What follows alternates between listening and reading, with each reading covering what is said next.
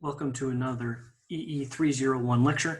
Today we'll be talking about the basics and the details of series circuits. So I want to first start by using an analogy. In a series circuit, sometimes it's difficult to comprehend what's actually going on with the current as it passes through various components because electricity is not as tangible as, say, water. So we'll start with an analogy where we discuss the flow of water and then liken that to flow of electrons through a circuit.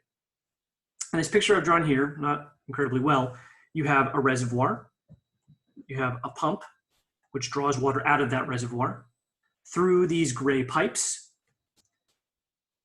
finally through a water wheel, and then ultimately back to the reservoir it came from. This is a fairly easy circuit to understand from a liquid perspective, that water travels up this pipe through the pump. The pump gives energy to this water, increasing its pressure, increasing its potential as it's able to travel up to these top parts of these pipes. Then at its peak potential, the water travels down, falls through this wheel, causing the wheel to turn, doing some sort of useful work before returning to the reservoir it came from. If we were to redraw this same circuit, except using our circuit components in a DC sense, the pump would act essentially like a battery. A battery is basically an electron pump. It takes electrons at low potential and then pushes them to a higher potential. The electrons have to travel through conductors, through wires, which are just like the pipes through which water flows. And then the wheel, in the water sense, we can understand as a resistor. Something which, as the current passes through it, does some sort of useful work, or maybe not useful, but either way, heats up and dissipates energy before returning to where it came from. Now, the concept of this reservoir, you'll notice that when I drew the circuit here, I didn't actually connect these 2 points. That's because in electrical engineering, we don't actually have to always connect our ending points as long as we say they're connected to a common ground. We'll come back to this at the end of the lecture. But a basic concept I really want you guys to take away from this is that the idea of a completed circuit doesn't actually need to look like it's a completed circuit, as long as you have both sides connecting to ground. I keep using the word series to describe the flow of electrons and the flow of water. What I mean by that is that if we were to take a circuit and we had current passing through one resistor, followed immediately by passing through another resistor, we say that these resistors are aligned in series. We'll also notice that this first current that passes through the first resistor and this second current that passes through the second resistor, because it's had nowhere else to go other than through each resistor, that these two currents are equal to one another. If we continue to draw more resistors in series, the current remains the same as it passes through each of these resistors, no matter how many we add. It's important also to note that even though I've drawn it this way, I could just as easily have drawn this incomplete circuit this way. Just as before, the current that passes through this resistor is the same as that passes through this resistor, is the same as that passes through this. These nodes that I've drawn on the end are just to represent that we can put anything we want on this side. Say we put a battery, some sort of DC source. But those resistors, in each of those cases, we say are in series with one another.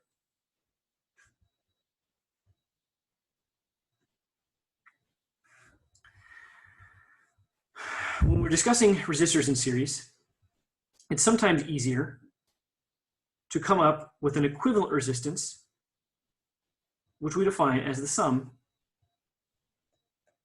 of all the resistors which are in series with one another, no matter how many there are. For example, if I had a voltage source which passed through this resistor R1, R2, R3, R4.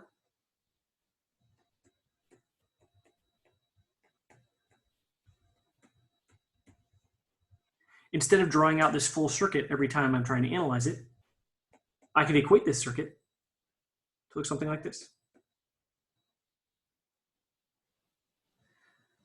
Where instead of 4 resistors in series, I instead just have one equivalent resistance, which represents all 4.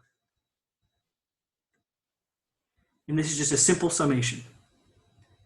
If my first resistor was 1 ohm, my second resistor was 2 ohms, 3 ohms, 4 ohms, my equivalent resistance would simply be the sum of 1 plus 2 plus 3 plus 4 ohms. 10 ohms. Mathematically, these two circuits are exactly the same. In the example below, we see that an ohm meter, shown here, has its red and black positive and negative leads attached to 2 ends of a string of resistors in series. If I were to calculate the equivalent resistance of all these resistors, since they are in series, all I would do is add up 10 ohms plus 30 ohms plus 100 ohms. And this comes out to 140 ohms, which we see is true and shown on our ohm meter. If I were to, instead of measuring my red lead here and my black lead here, if I were to swap these two, let's say I had my red lead connected to this side and my black lead connected to this side. So I've reversed the polarity of my ohm meter. One might think that that would result in a reading of negative 140 ohms. Not true.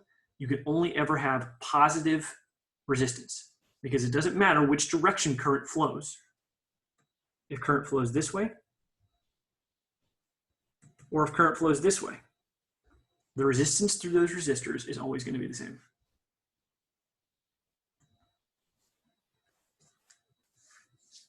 When discussing power in series circuits, we start with our base equations. Power is equal to current times voltage.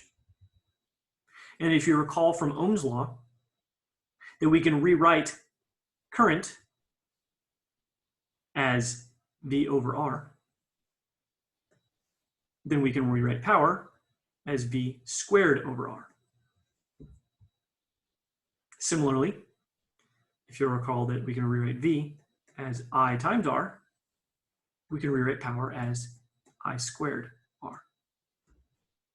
Depending on which of these variables you may be given or able to measure in a circuit, you can solve for power.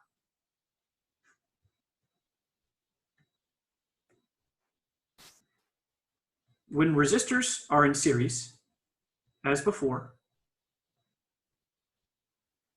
the power that's dissipated by each of them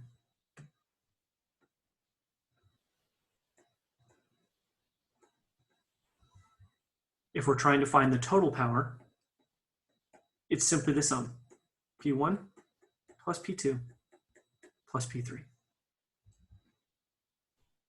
That's because each resistor, independent of the others, doesn't care what any of the other guys are doing. All it cares is that a given current is passing through it. It has a given resistance, therefore it has a given power output. We simply sum them, no other bells and whistles.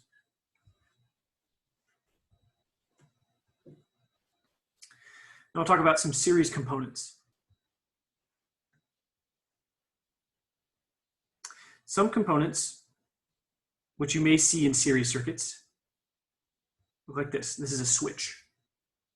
We draw a switch, sometimes with a little arrow through it, to demonstrate that when it's in its open position, it's as shown. And when it's shut, it simply looks like this.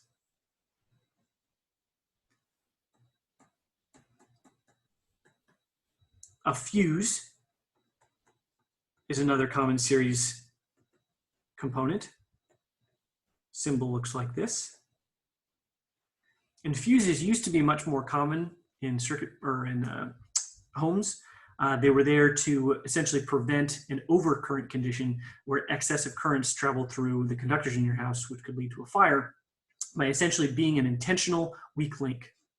If you think about a conductor as a thick piece of metal, a fuse basically is a point in that metal where you intentionally thin it out such that if you have excessive current traveling through that wire, the break point you know is going to be right there. So we conveniently place all those fuses in one fuse box in a house such that when you have an overcurrent condition, you know exactly where the break point is, and you can conveniently replace that fuse. However, most houses today don't use fuses, although fuses do still have an absolute purpose in electrical engineering. Instead, they use breakers. Breakers are mechanical components which serve the same purpose as a fuse.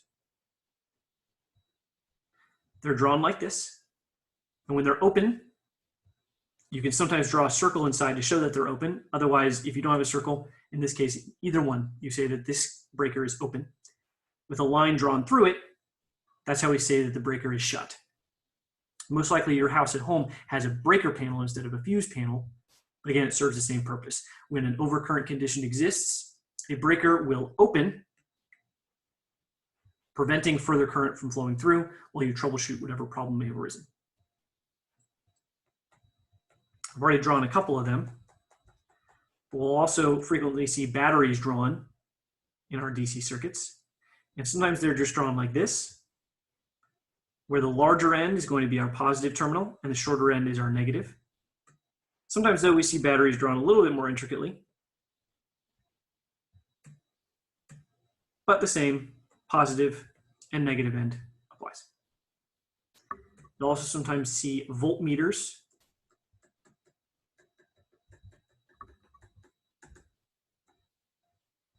denoted by the letter V.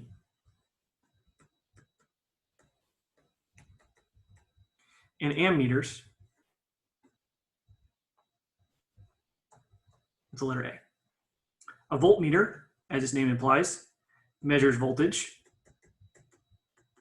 And an ammeter, as its name implies, measures current in amps.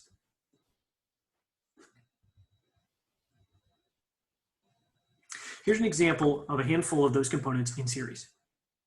On the left, we have drawn a somewhat complicated looking circuit, and not a nice easy box. And some of the batteries and resistors are in a weird configuration where they're all not right next to each other.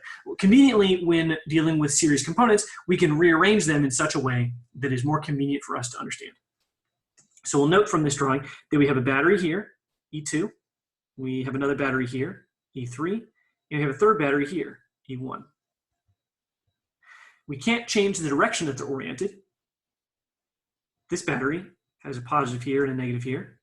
This one has a positive here and a negative here. You'll notice that those two positives are actually pointing towards each other. And this battery has a positive here and a negative here.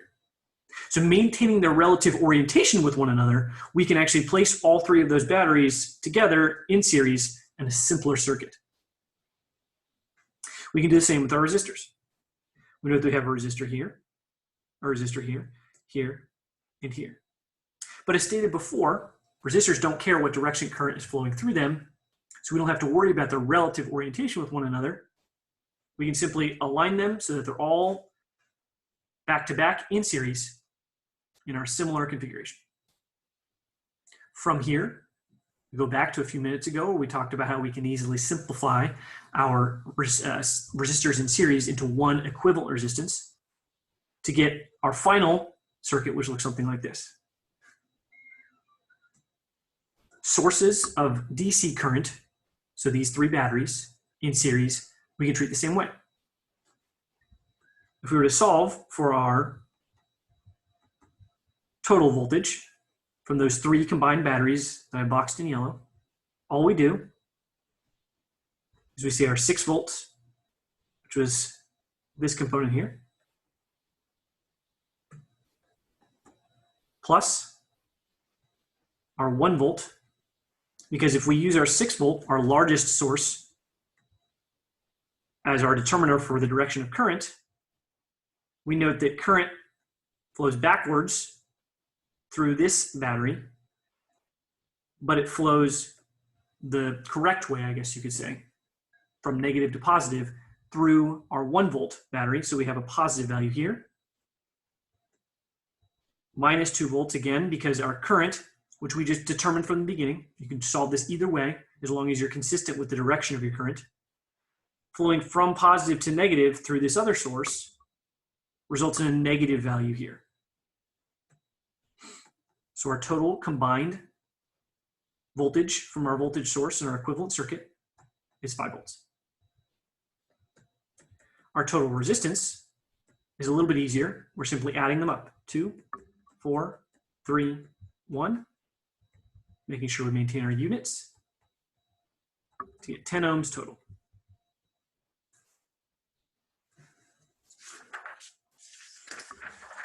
Kirchhoff's voltage law, KVL. Kirchhoff's voltage law states that the algebraic sum of all voltages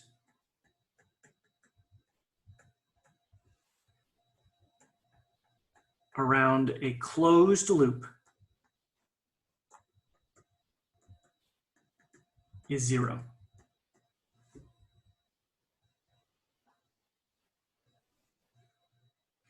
For example, if I have a battery which flows through these 2 resistors through another battery oriented in the opposite direction, and I know that this battery here is a 5 volt battery, this one is 2 volts, we'll say that my resistors are 2 ohms and 3 ohms, and I decide that my current is going to flow this direction through this circuit. That's my loop, my single loop. In accordance with KVL, the algebraic sum of all these voltages around this loop is going to be 0. So if I say that this resistor here is R1, and this resistor here is R2, by KVL, sum is 0, 5 volts minus the voltage drop across R1, because we lose voltage inherently across a resistor, always, minus the voltage drop across R2, again, because we always lose voltage as we drop it across a resistor. And in this case, we are also going to subtract 2 volts because of the orientation of this battery, because the batteries have their positive terminals oriented towards one another. If we were to draw this battery flipped, we would be adding 2 volts. But that's not the case. So this is our final equation, which we can then use to determine things like if we weren't given the resistance of one of those resistors, its resistance, or perhaps the voltage drop across one of those resistors. I want to be clear for a second about what I'm talking about with regard to loops. If I were to draw a circuit that looked something like this, a little bit more complicated,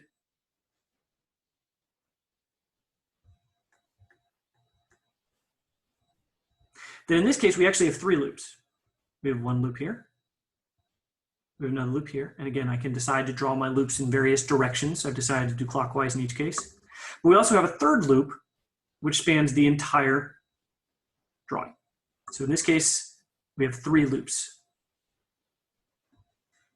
And each of those loops, we can apply KVL to. The voltage divider rule. Now, this is a base equation you all have access to on your equation sheets,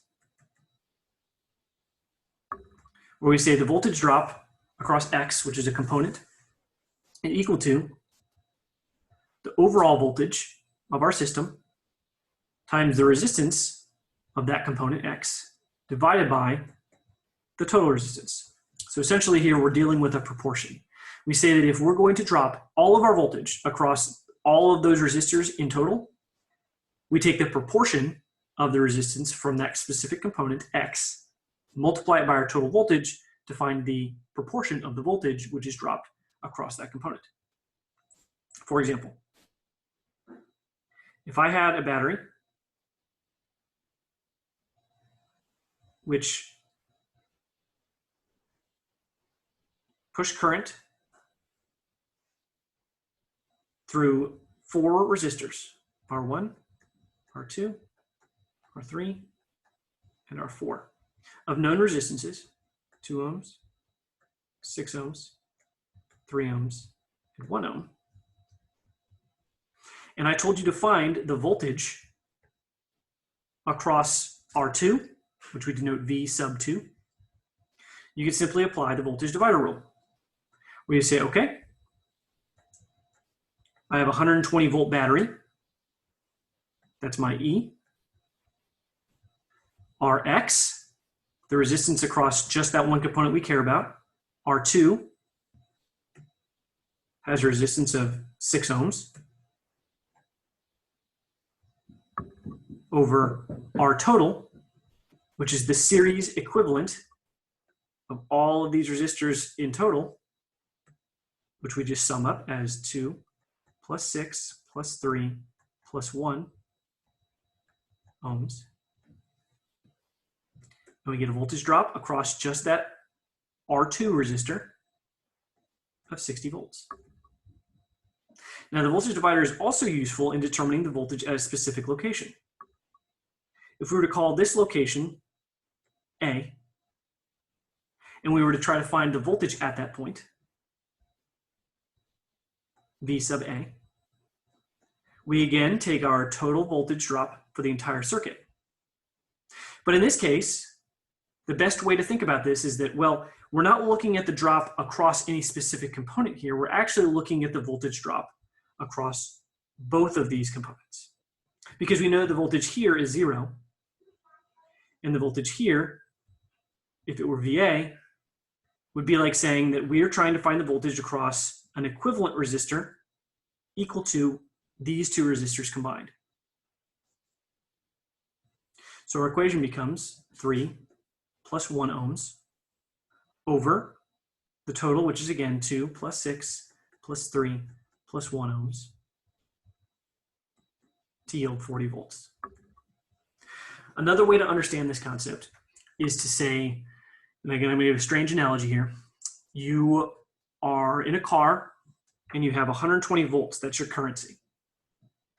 And that car, as it travels through this circuit, has to pass through 4 tolls: R1, R2, R3, and R4. Each toll value is proportional to the total resistance of each of the tolls.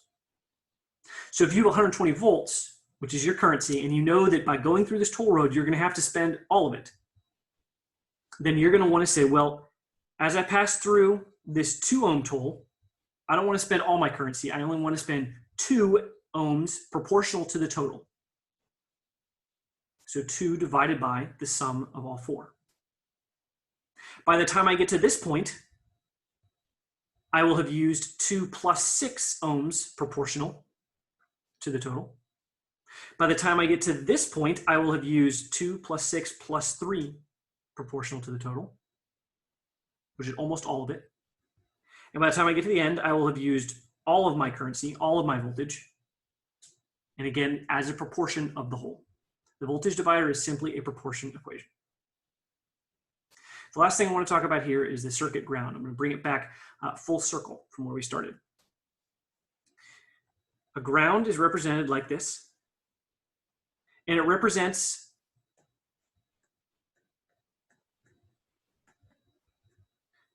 a point of 0 potential, or 0 volts. The easiest place to find 0 volts is the negative end of a battery or a DC source. A point of notation, if I were to write VAB, that would be like saying I want the voltage drop from VA to VB, the voltage at point A to the voltage at point B. So when I just write VA, what I'm actually saying is VA 0, or VA ground, because I'm looking at the voltage drop from VA minus ground. But we say ground is 0, which is why we just write VA. So back to our initial circuit, where we drew the water analogy. If I had any number of these branches coming off and they all came back to the beginning, where this point I said was 0 volts, the negative end of my battery. I say this is my ground. And I can actually just eliminate this entire line here. And as long as I draw grounds on all of these ends, that's still a complete circuit.